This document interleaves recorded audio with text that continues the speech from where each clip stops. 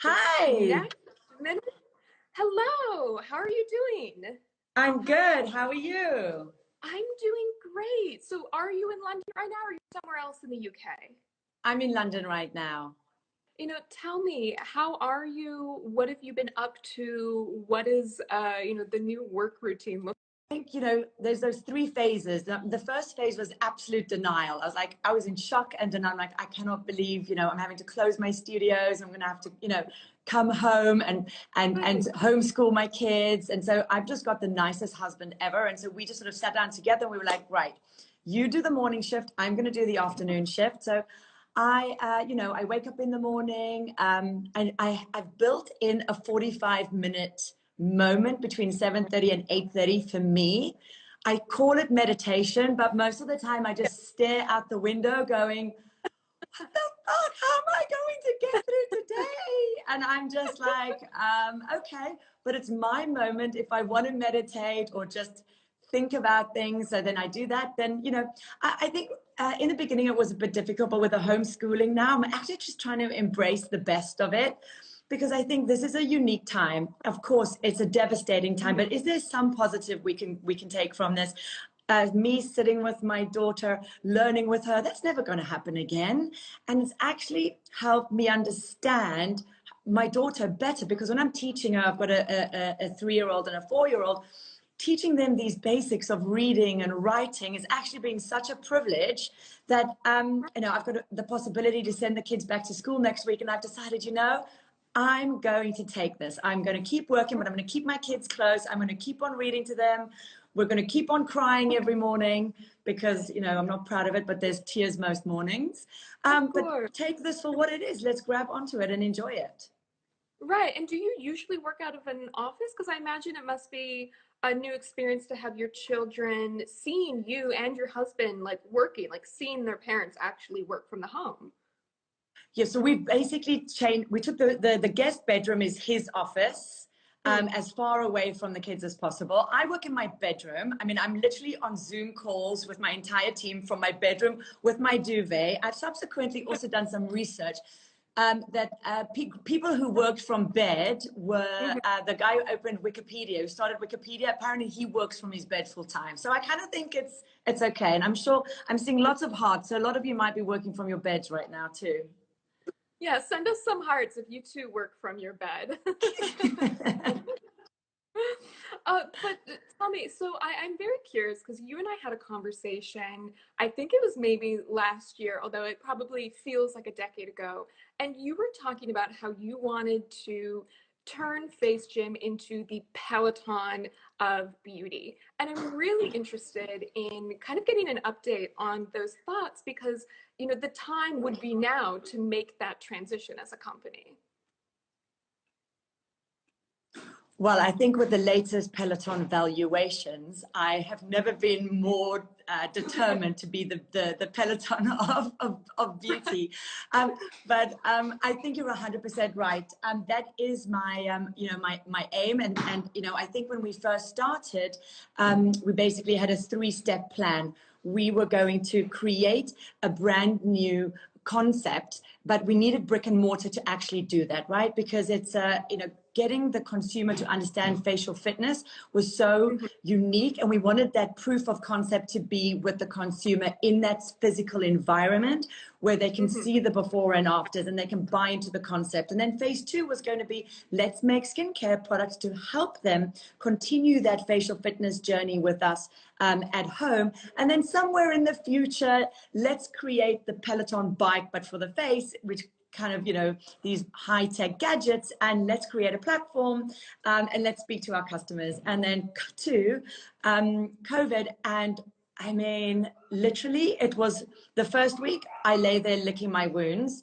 Mm. Week 2, I'm like, I owe this to my team, Right. to basically, stand up and change the business. And we were like, we're going to have to digitize. Today, our new business starts. And Mhm. actually, in the space of a week, we digitized the entire experience. So from the moment you arrive, oh, sorry, is that my dog barking? Can you hear it? Is it a bit I can, but it's bonkers? totally fine. I'm like hiding in a Ah! room because like with and my so parents, basically we they're talking digitized the somewhere whole else. experience. Oh, really? Okay, good. Hang on a minute. Well, give me 1 second. This is real life. All good.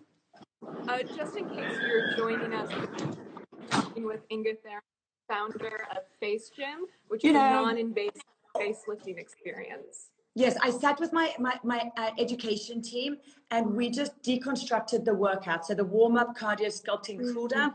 I was like, how can we do this at home? How can we interact with our community? I think initially what we wanted to do first was we wanted to get in touch with our community again. You know, we've got thousands of faces who we touch every week, right? And so our relationship with our customer is really strong because imagine, you know, we have your head in our hands for 40 minutes. It's that really intense relationship you have with a personal trainer or with a hairstylist who you've known for years. They know everything about you, right? And so first things first, we wanted to embrace our community and connect with them. So we started with the masterclass and we introduced these new techniques that you could do at home. It's for free. It's still going on every Monday. We were blown away. I mean, we were like 1,700, you know, plus people connecting, learning. So that was great. And then we were like, hang on, we're getting so many people that actually want more and more information and they want to do more. So let's offer one-to-ones. So then we did that the next week, but this is like changing the business model week by week by week. It's like daily. We get an email from a customer. We're like, okay, that's a great idea. Call up the tech department. I'm like, how quickly can you do this? We need classes next because people were then saying, hang on, but I'd really love to connect with my friends. I want to do this with my friends. I don't want to be on a house party anymore. I'm tired of drinking and complaining. I want to learn with my friends. So we're like, okay, that's a great idea. Let's do group classes. And so, you know, it's just this never ending evolution. And I'm happy to say that we are now, you know, I think close to 600% digitally, like for like, last year. Even on the previous month, actually, we're up 600% online. I was asking about the development of a skincare line because my understanding is, you know, you've sold some FaceGym sort of workout products for some time, but that there's additional things coming down the pipeline. Oh, 100%. So we've been working so hard, honestly, like, I don't know if you know the new trend, slow beauty, but I'm the queen of slow beauty. I have binned probably 6 lines, full lines. I build them and I'm like, it's just not good enough. Like, I'm crazy passionate about the environment and sustainability. And as a beauty editor, I get sent so many products and I'm like, there are so many good creams out there. I really don't want to launch anything unless it actually works in a different way. And I'm so excited because coming out later this year is this new line. I wanted it all. I wanted it to be, beautiful packaging, but it needed to be sustainable. I wanted it to be beyond efficacious, but I wanted it to be clean. So it's just everything that I wanted. Everyone was like, no, no, no. And so it's just taken a really long time, but it is coming and it is going to be beautiful. Interesting. And do tell me about your own personal, beauty regimen during this time, especially given the fact such an advocate or such a user of the at-home. Well, I mean, basically, I love layering. I believe in layering lots of different products, but I do that especially because it gives me the opportunity to introduce lots of handwork. So again, if you learn nothing apart from this today, it's about application in skincare. It is archaic. No, our mothers never taught us how to wash our face properly. No one ever taught us how to massage our creams in properly. And it's a big wasted opportunity because every single day, 90% of us put a cream on in the morning and the evening, and we just slap it on with no regard to what we're doing. And actually, those 5 minutes in the morning or 5 minutes in the evening can be an opportunity for you to take your face to the gym and actually activate those muscles. So that's what I do. I wake up, I'm testing all our skincare. I have I do the cardio piece with the cleanser. So I warm up, I do all my cardio, and then all those moves you've seen me do, I get the blood circulation going. And then when I do my sculpting, I do that with my cream. And then I put on SPF, and I don't wear makeup. So I'm pretty easygoing. I'm a cheap date when it comes to that. But I really believe in the kind of the layering. I do the essence, I do serums, I do oil, and then I do the cream. So that's the big secret for me. And I turned 44 this week, so I think I'm doing okay. At home with the family, they baked me a cake. It's good. I'm just, you're just grateful that you're all in a good place and everyone's well and everyone is well. So that's the greatest gift at this time. No, that's very true. My birthday was at the very end of April, and because I'm with my parents, they're like, "Oh, what do you want? What do you want to do?" And I was like, "I just get me an ice cream cake. I don't need anything else in my life." I mean, so I would love to, I think, a big discussion. Okay, so I think the first things first, I think this COVID for us was actually a blessing, right? I think in the sense that it makes you think in a far more creative way. What I'm super excited by, and then I'll talk about the brick and mortar, is that this has allowed us to create this dialogue with our customer, but in this also this new product that we can actually create this platform where we're seeing more and more people. We've actually had to bring staff out of furlough because we're getting booked up so much on the one-to-ones and on the class bookings. And so for us, I want to make sure that as a brand, we continue digitally, because never before have we been so sustainable. No one even needed to leave their house. Not a piece of paper was printed. It was just you deciding, I need a face workout today, going on the website, clicking, seeing one of my master trainers, and boom, and you get great results. The UCG we're getting is phenomenal. So for me, I'm like, wow, that is a really effective way of using our time, of not spending money. There was no capex involved. So it's just a far more efficient way to actually do business and to get results. So boom, let's keep that going.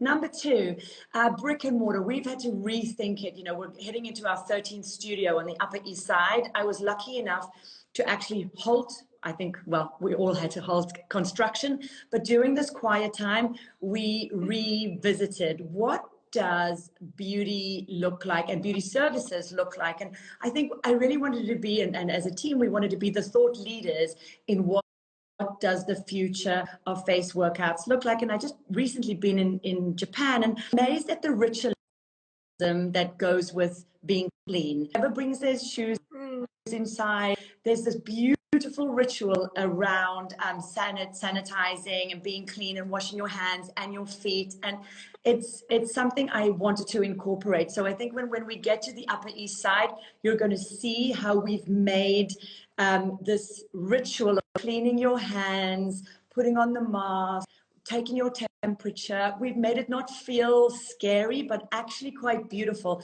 So your trainer does it and you do it, and it's this mutual, I'm going to protect you and you're going to protect me.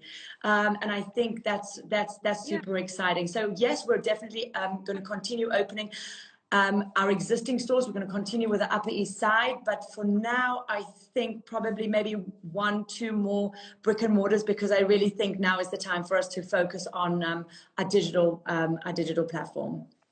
Right. I think the way that you're approaching reopening and actually making this sanitation an experience in itself is very thoughtful, because I've been thinking so much about, whether you're going to get your hair blow dried or a haircut, or, going to a store, and what the actual experience and like what that complimentary, or getting the hand massage at an Aveda salon, and those things won't necessarily be able to exist moving forward.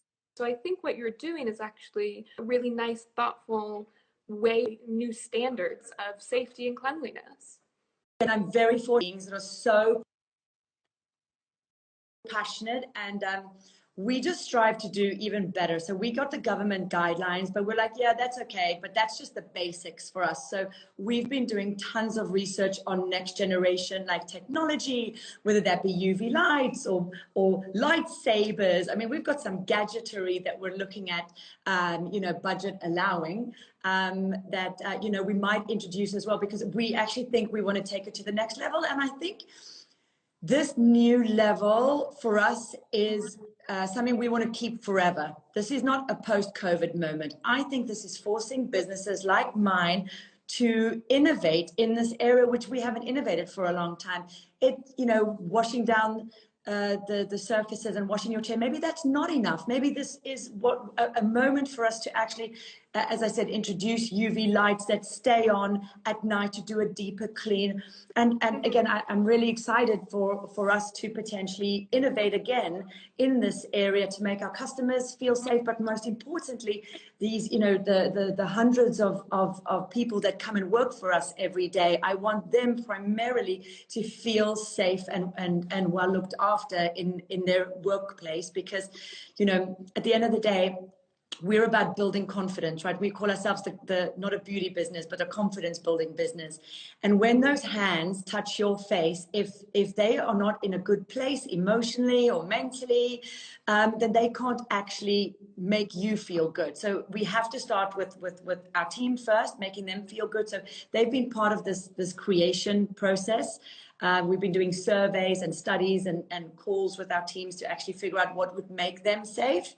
And then we're going to, do the same with our customers, just asking them the same thing. So if you're a FaceGym customer, you'll probably be getting a survey this weekend or next week about how far do you want us to take it? Well, in that case, everyone should absolutely answer. I also want to remind people that, in the comment section, feel free to ask a question here and there. We are available for that. But I'm really interested also in knowing from your perspective what some of the biggest takeaways have been as a founder and as a leader during this time that you think might carry FaceGym through for the future, or just things that you've learned about yourself during this period? Such a good question. You never know. We call them COVID personalities. I've seen a lot of my friends react in ways that were shocking to me because I never knew them like that. So I think COVID made us our different personalities sort of come out. Some people were like super blasé, other people were like super militant, other people were scared, some people were not scared. So I think as a leader, however, what I realized about myself is that I've got a lot more grit than what I realized, a lot more energy and determination. And I suppose from my perspective is getting my team to get up and fight. And we're like, if we're going down, because, clearly we're a brick and mortar business and it's shut, and, landlords are not going to give us rent holidays potentially, we're in trouble. And I got my team together and we were like, well, are we going or are we going? And we were like, we are staying. And we just kind of galvanized the team. And I think it was communication. We all spoke all the time. And I realized that you've got a lot more about you when you can rise. It's these moments that you really see the true character. And I think from my perspective, what this has done as a team, so close. And so, yeah, I think that's just what I've realized is, and sometimes it's depressing to think you needed something like this to actually bring you so close together. But I think what we've realized is we're only as good as the person holding our hand, right? You don't want to be the weak link.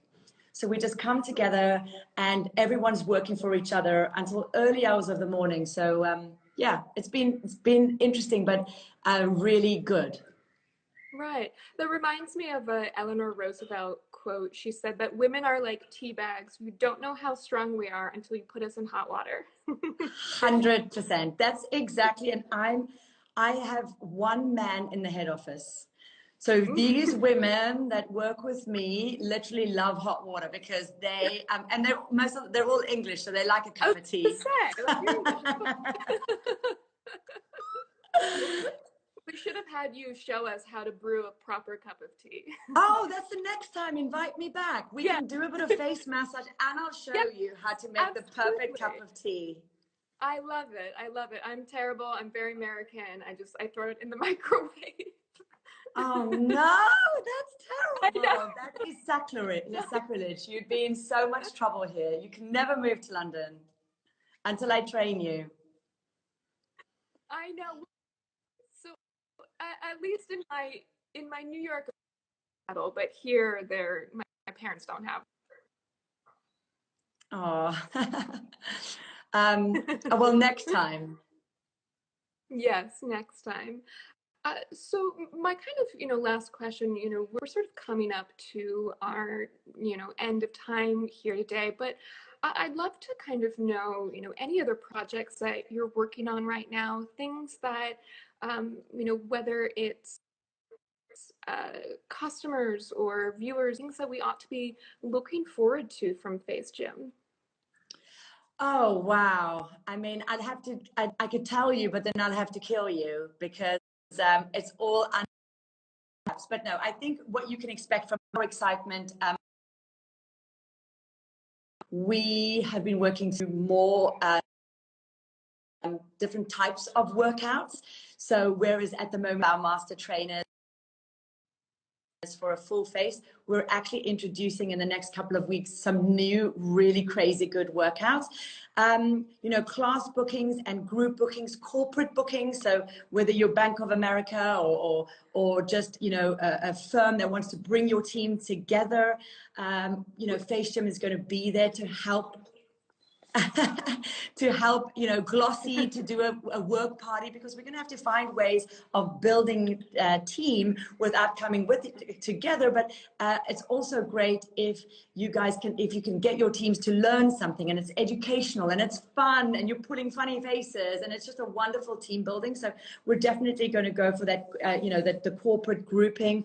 And then longer term, there's obviously the peloton model, which you should expect before, very, very soon, subscription, very exciting tools, product line. It's going to be the whole ecosystem coming together around facial fitness.